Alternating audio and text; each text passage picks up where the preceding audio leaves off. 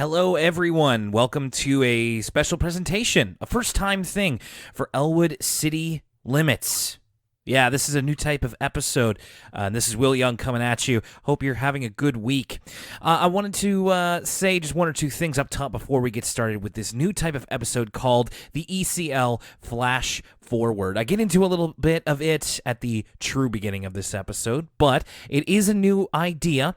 So if you have any thoughts on it after listening to the episode, maybe you have some suggestions even. I'm sure that you may. We've already gotten some suggestions of what to do for this sort of thing, and now it's an actual thing, so we could always use more ideas.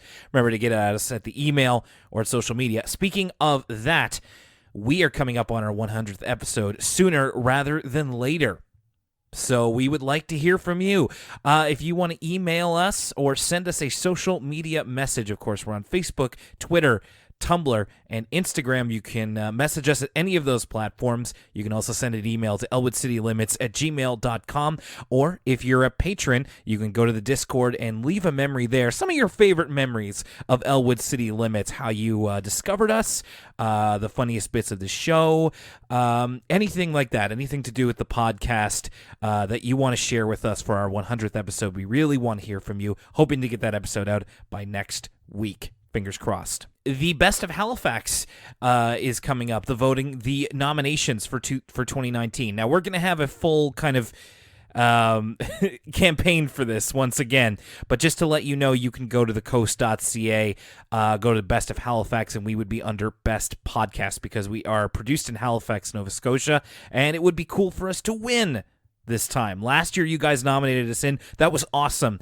We would love for you to do it again. You don't have to register or anything. I think it needs a name and an email address. We will have full instructions for you in case that's a little bit too vague, but coast.ca, Best of Halifax, nominate us, please and thank you. And we will get back to that with a bit more of a formal announcement on that pretty soon.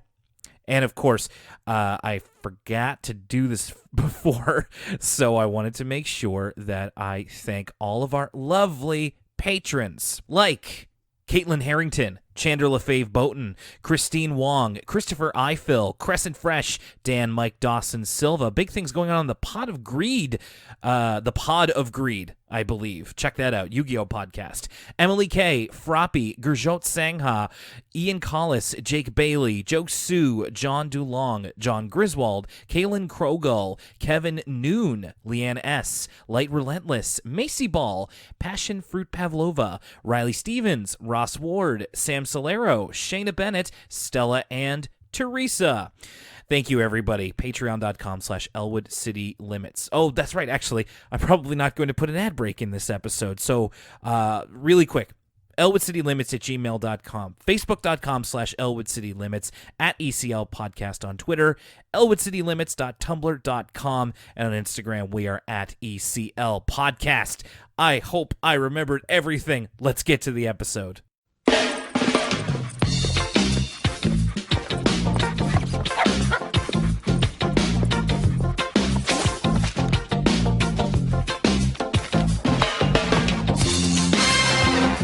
So, a lot of people have been asking Elwood City Limits to talk about something that's been, well, on the tongues of everybody these days. It is Pride Month. Happy Pride Month, everybody.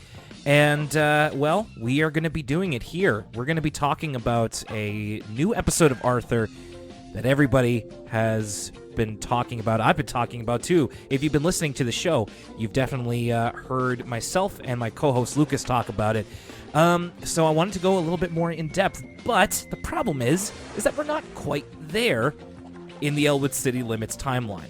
But I figured it's time for a new segment of the show, a new part of the show, and a new voice on the show as well. So welcome to the first ever ECL Flash Forward. Today we are talking about Mr. Ratburn and the Special Someone. So I needed somebody who is much more of an expert on the newer seasons of Arthur than myself. I think she's going to be a great help, and you may also recognize her from YouTube, from the channel Arthur and Buster BFFL.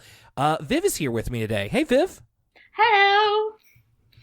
Thank you very much for being here. I'm really glad to have somebody who's a bit more used to the new animation, the new season, the new characters in some respects, and Yeah. I think you're going to be a big help. Viv, can you tell me about your history with Arthur? Of course, you've had your YouTube channel for a while. When did you start watching Arthur?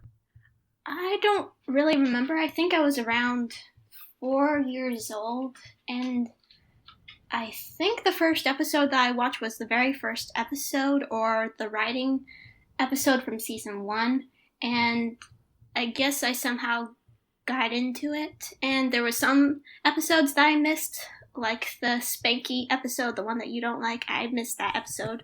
So when they referenced it in the DW, I rather read it myself. If Spanky died, I didn't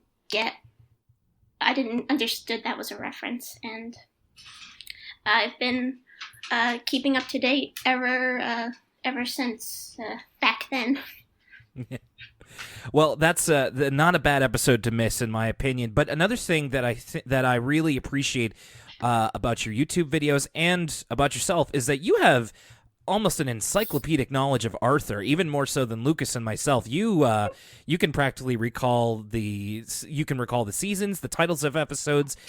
It's really impressive. So I think you're going to be a really great resource to have here as we get into this brand new episode of Arthur. Can you tell us a little bit about your YouTube channel? I know that you don't do just Arthur videos. In fact, you talk about a few other shows. Can you tell us about what type of videos you like to do? I haven't really done much other than Arthur. I did a little bit of Odd Squad, and I think that's just it, but I haven't got into other shows as well, like Backyardigans, Little Bear, and so on. I used to do Arthur review episodes, but I got tired of that and it felt like a chore, so I just normally do whatever I want.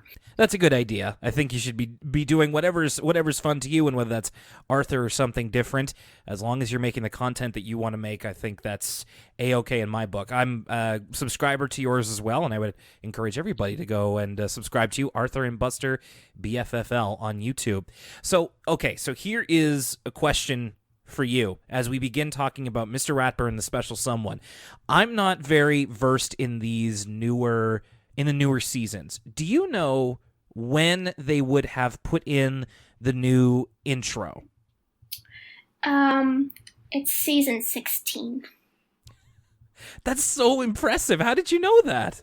I don't know. I'm not sure if I'm right about that, but I think I rewatched the very first episode of season 16, and it was that they redid it. Or yeah, I think I'm correct. Okay, well, listen, you got me swinging. That's awesome. Like I said, I really appreciate your input on this. Since we're talking about a newer Arthur episode, I'm still kind of getting used to the animation. I'm getting used to the new intro.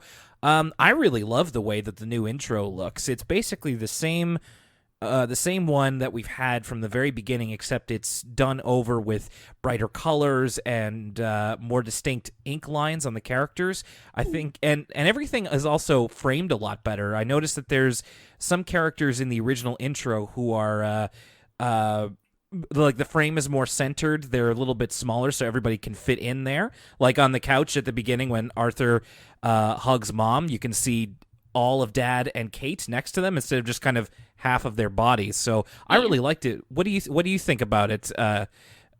Comparing the old to the new intro.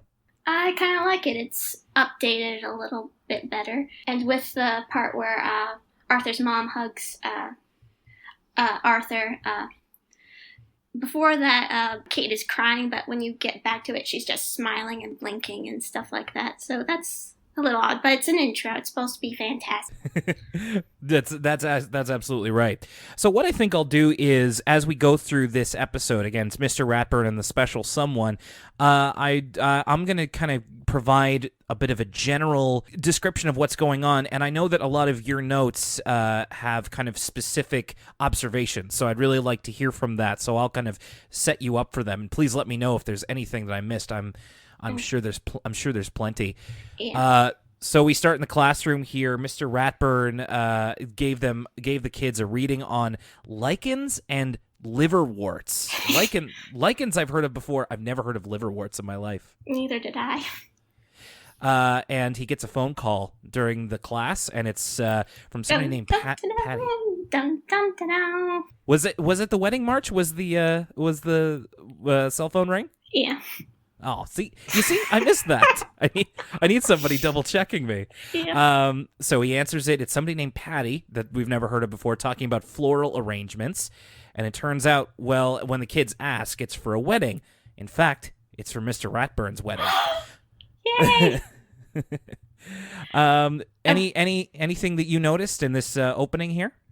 Well, the first time I watched it, I didn't know, maybe he's preparing for someone else's wedding, and it's his wedding, and I was very surprised at the first time. And of course, as we go along, it's going to take a few twists and turns here.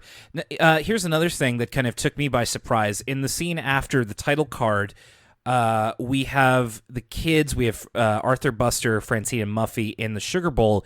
The Sugar Bowl's a lot more of a restaurant than I remember it being. Yeah.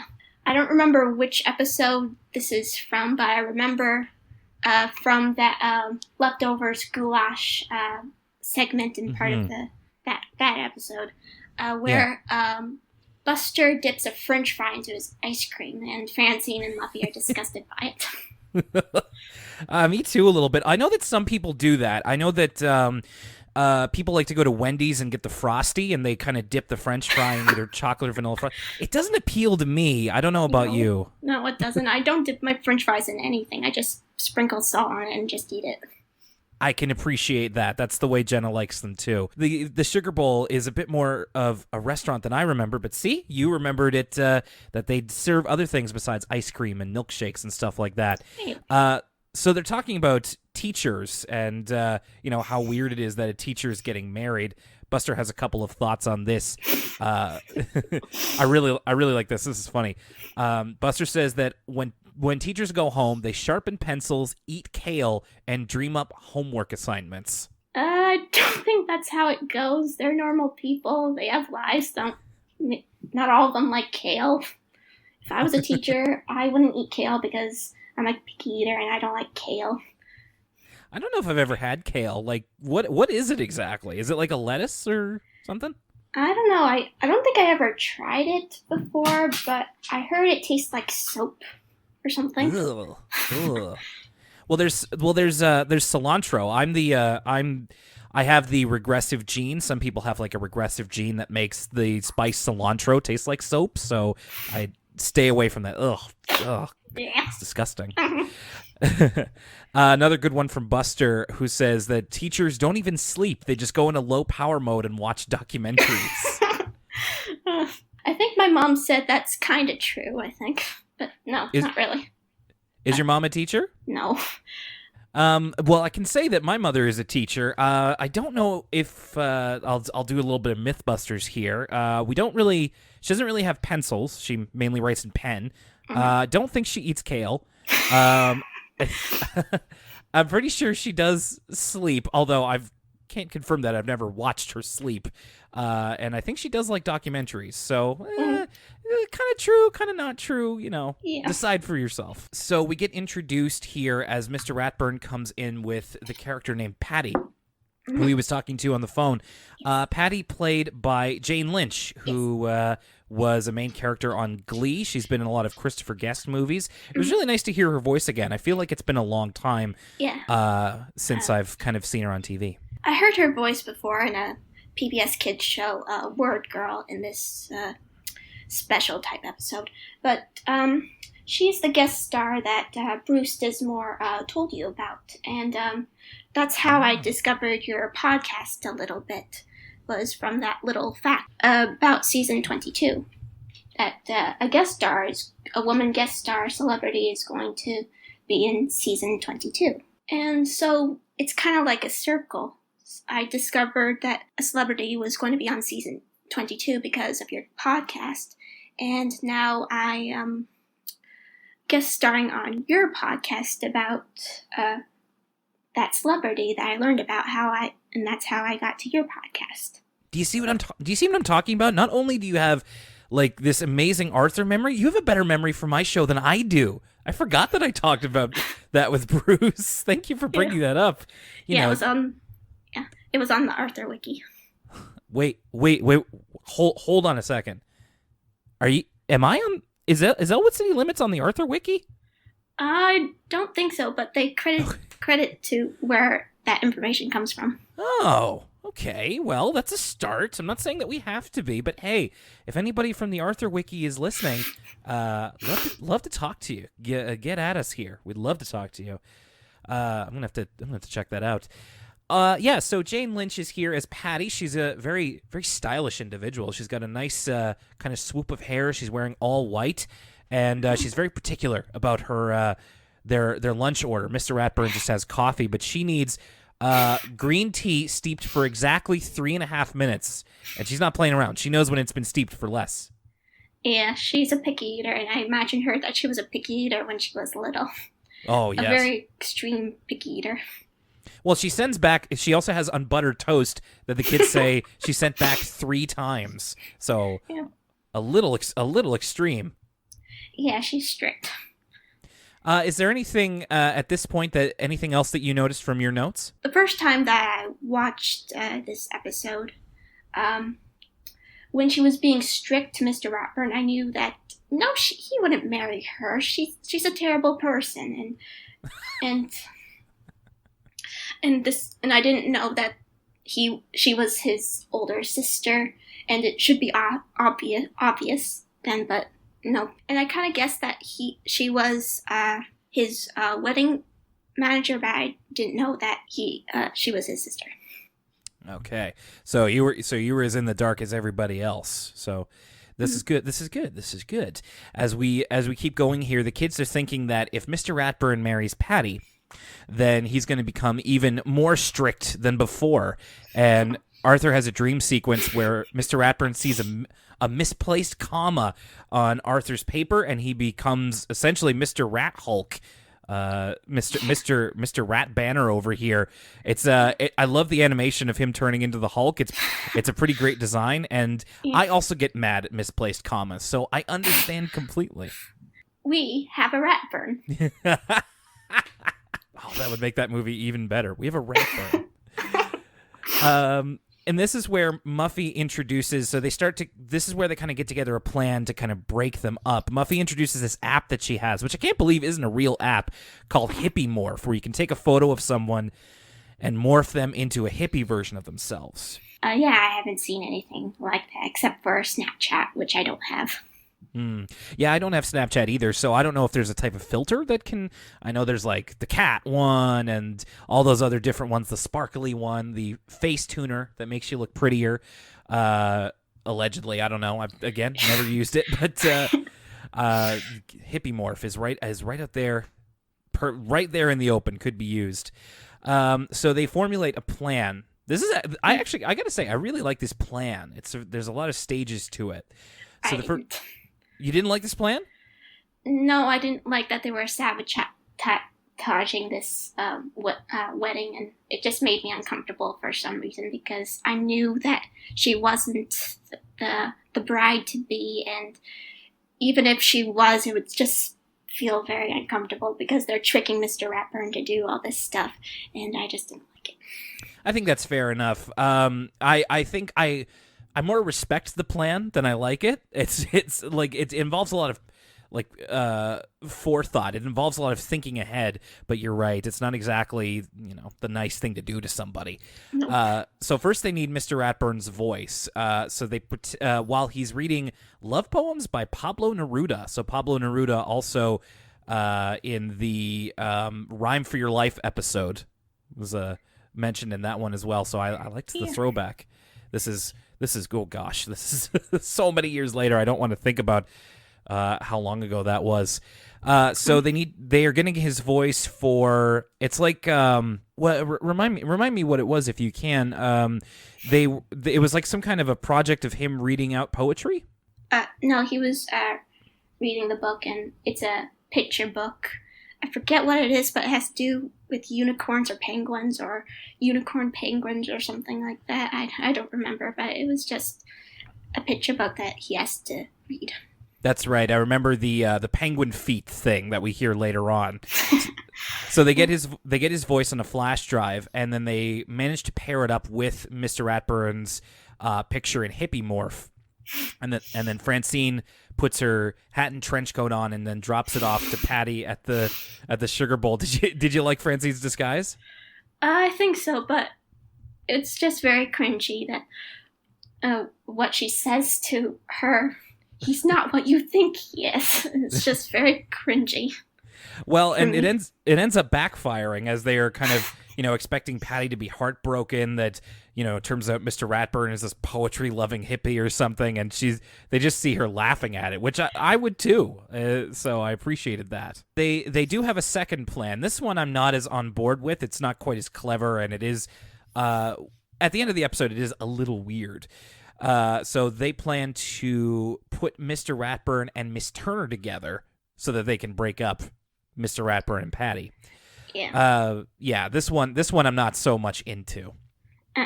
Mr. Ratburn and Miss Turner are shipped. Oh, really? I think it's since an episode, Dancing Fool, season 11. Episode 6B from 2007, and they were entering the dance competition. Okay. We will be getting to that. I'm gonna say that with all hope, we'll get to that episode next year, like later next year. Yeah. But I'm gonna look out for that. That's gonna be especially interesting given where this episode ends up going. Mm-hmm. So, in order to put them together, they go to Patrick's Chocolates since 1963, the sign says. Yeah. Now, we haven't seen Patrick before, right? This is the first time?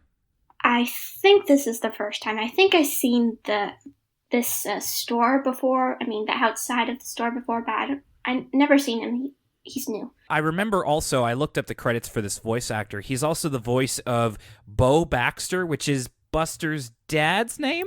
Yes.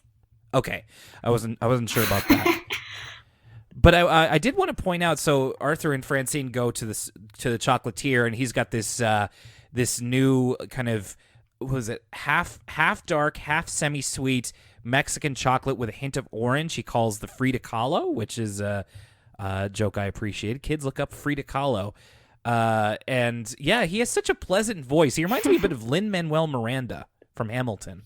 Yeah. And I like the part when he says, "Welcome to Patrick's, chocolates for any occasion, or just because you love chocolate." He even offers them, like, this is great customer service, I gotta say. He says he can package them up, the chocolates, or if they'd like to eat it here, he can give them a glass of milk. I don't know many chocolatiers that would offer you a glass of milk to enjoy chocolate with.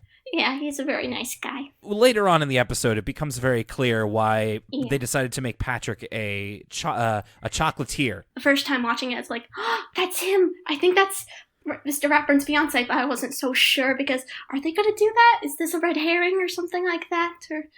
I wasn't sure, but it's just staring you in the face. Oh, this is Mr. Ratburn's fiance. Of course he would be marrying a chocolatier with Mr. Ratburn's sweet tooth. Yes. It's pretty perfect. So they do another thing where, as they're leaving class, Buster and Muffy are putting out there that there's what is the event that they want Mr. Ratburn and Miss Turner to go together? I think it's a convention or something of lichen and liverworts right, yes.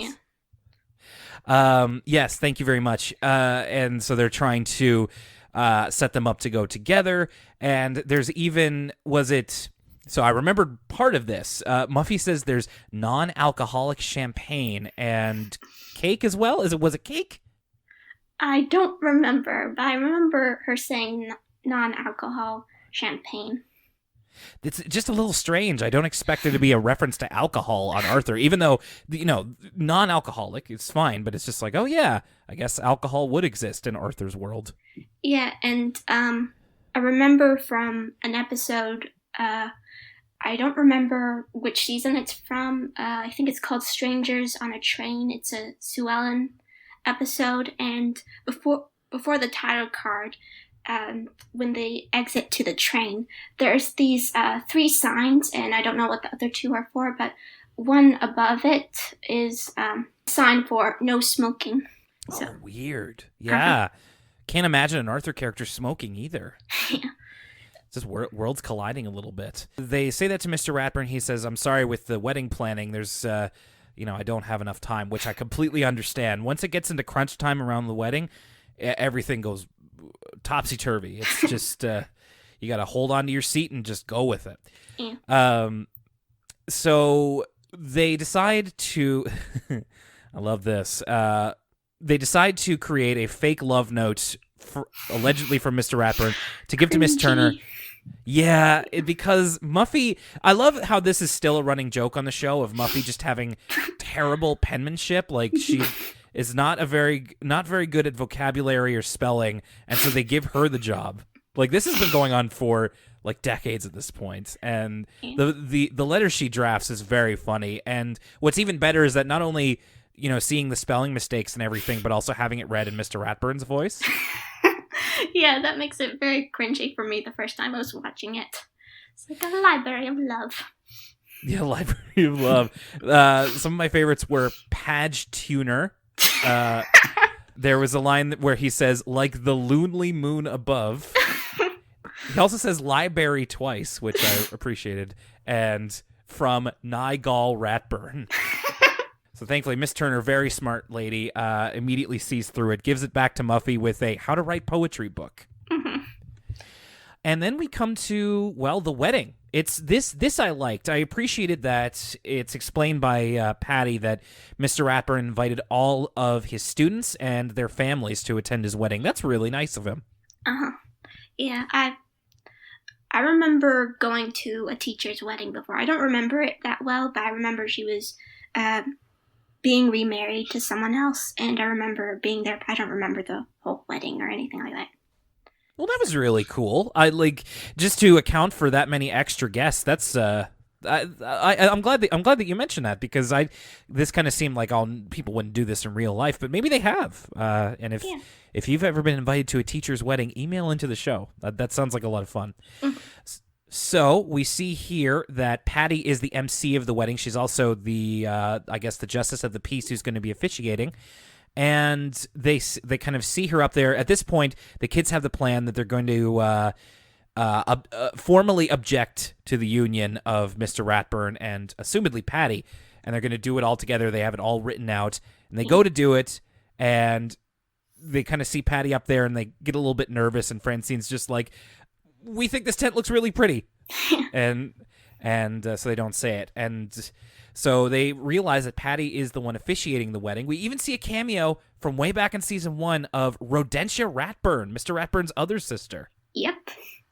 And I think she was mentioned in another episode before called Desk Wars. I don't remember if her name was mentioned, but I just remembered that Ratburn said, I am now an uncle, or whatever, something like that. And oh, awesome. We're going to be getting to that one actually pretty soon. I'm going to have to keep an ear out for that one. So then the kids are like, well, wait a minute. If Patty says that, she's very proud of her baby brother, Nigel. So wait, if he's not marrying Patty, who's he getting married to? And here they come down the aisle in a very nice Patrick in red, Mr. Ratburn in a green suit vests. No, that's not the word. Just vests. So it's Mr. Ratburn and Patrick getting married, and everybody's really happy. We don't see any of the ceremony. We cut to the end here. Everybody loves the cake. I'm so curious what type of cake Mr. Ratburn would have of his wedding.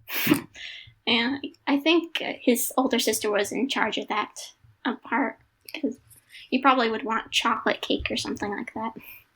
Well, hey, nothing wrong with, or maybe brownie cake, like at the end of that episode. So good that he followed it from his car. So the kids are like, this is a great wedding. Mr. Ratburn's married. It's a whole new world. But there's one thing teachers should never do, and that's dance. And we end off the episode on Mr. Ratburn and Patrick cutting a rug on the dance floor. Ratburn's got some moves. He's doing like the Russian step dance. He does like a twirl.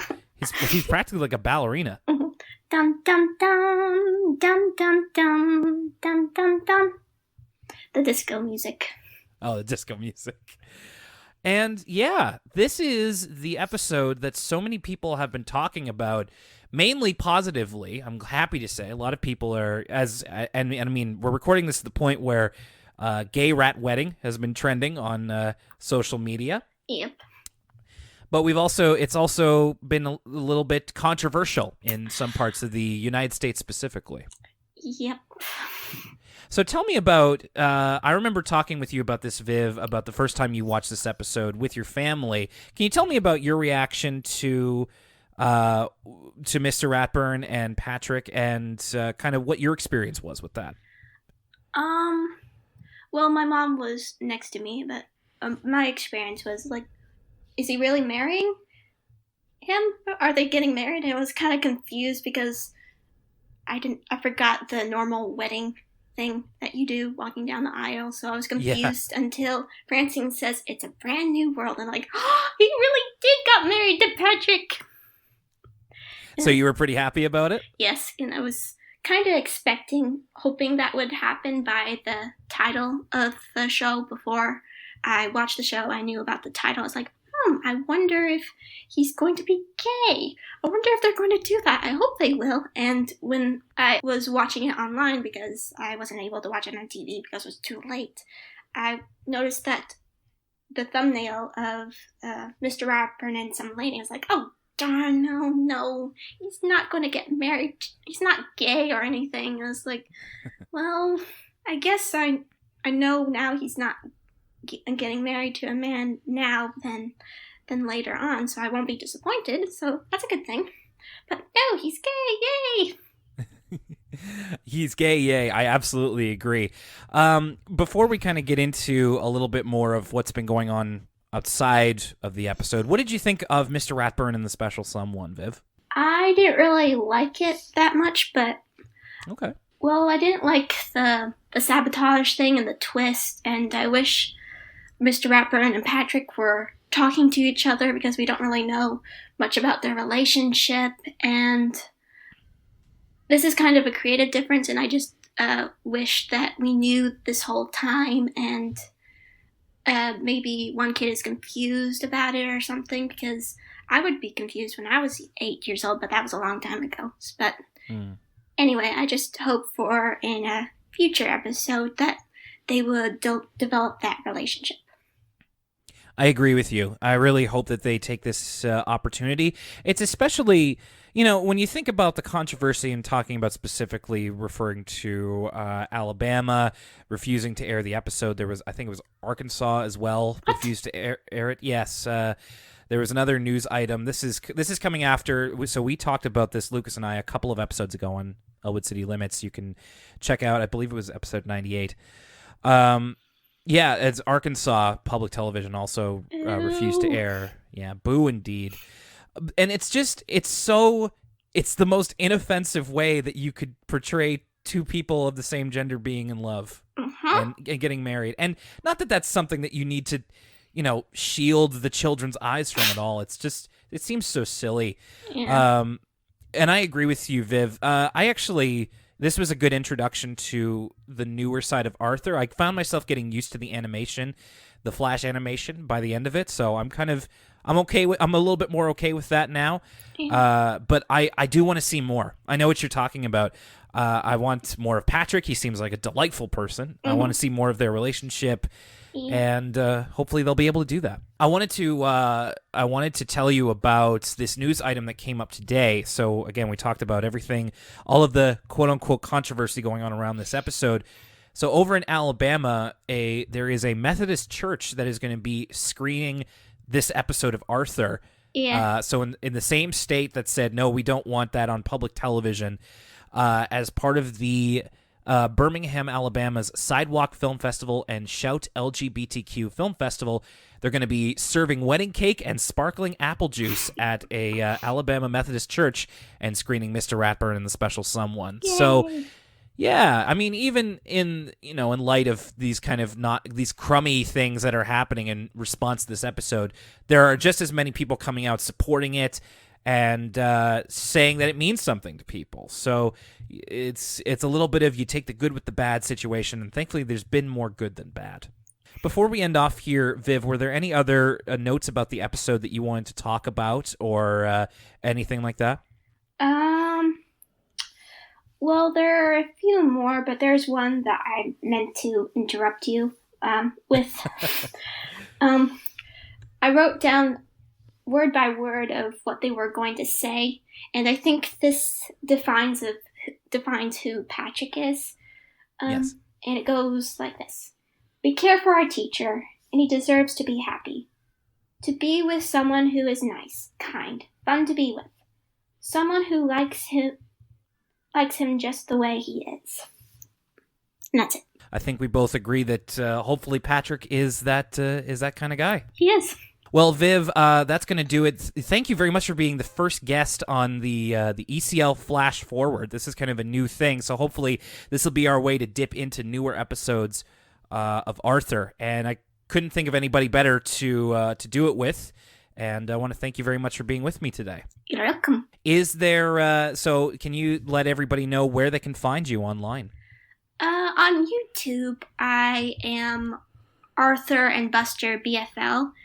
And the and is the symbol of the and BFFL is all capitalized, and it might be very difficult to find me, but that's my username. And my Twitter is at KitKatValerie, RIE, and Wattpad at Valerie Skies. And those are all the things that I'm active on. Now, and of course, before we end off here, thank you everybody for taking a listen today. Make sure to check out Viv, excuse me. That's okay.